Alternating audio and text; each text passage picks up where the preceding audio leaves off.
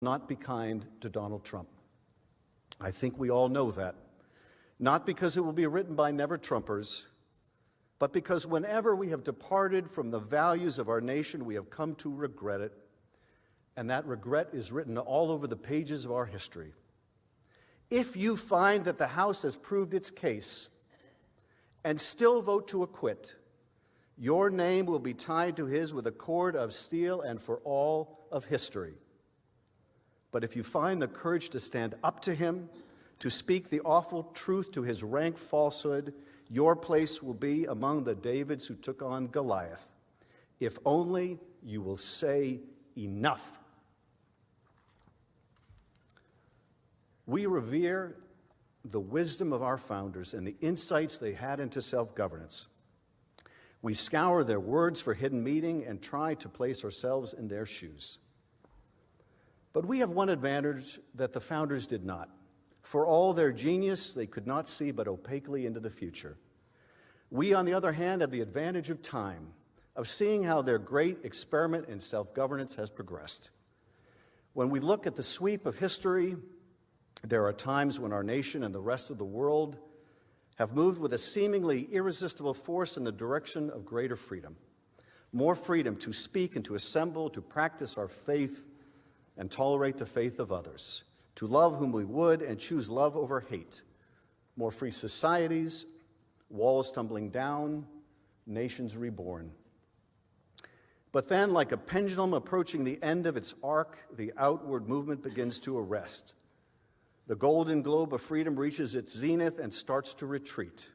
The pendulum swings back past the center and recedes into a dark unknown.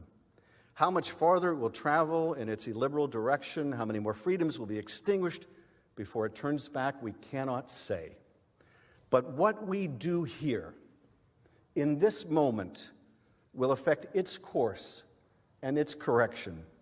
Every single vote, even a single vote by a single member, can change the course of history. It is said that a single man or woman of courage makes a majority.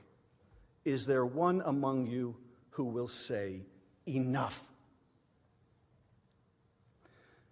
America believes in a thing called truth. She does not believe we are entitled to our own alternate facts. She recoils at those who spread pernicious falsehoods.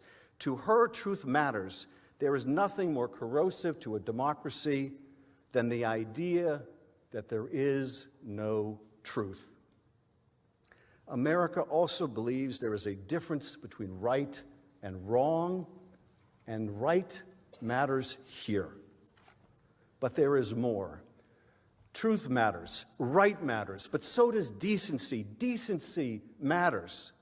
When the president smears a patriotic public servant like Marie Yovanovitch in pursuit of a corrupt aim, we recoil.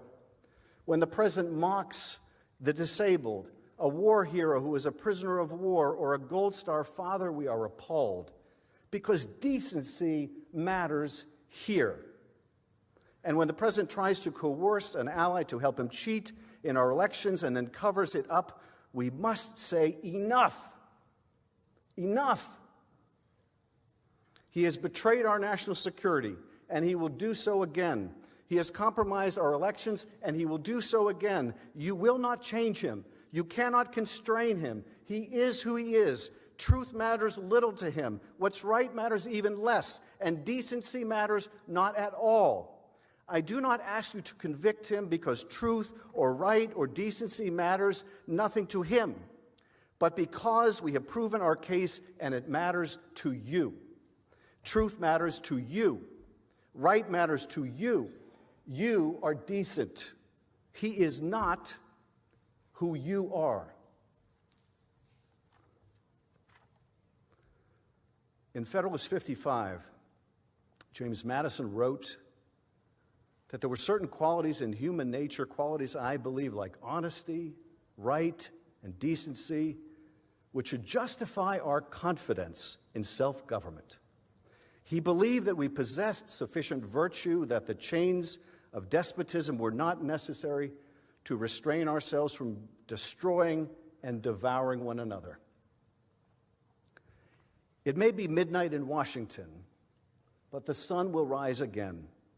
I put my faith in the optimism of the founders. You should too. They gave us the tools to do the job, a remedy as powerful as the evil it was meant to constrain, impeachment. They meant it to be used rarely, but they put it in the Constitution for a reason. For a man who would sell out his country for a political favor, for a man who would threaten the integrity of our elections, for a man who would invite foreign interference in our affairs, for a man who would undermine our national security and that of our allies, for a man like Donald J. Trump. They gave you a remedy, and they meant for you to use it. They gave you an oath, and they meant for you to observe it. We have proven Donald Trump guilty. Now do impartial justice and convict him. I yield back.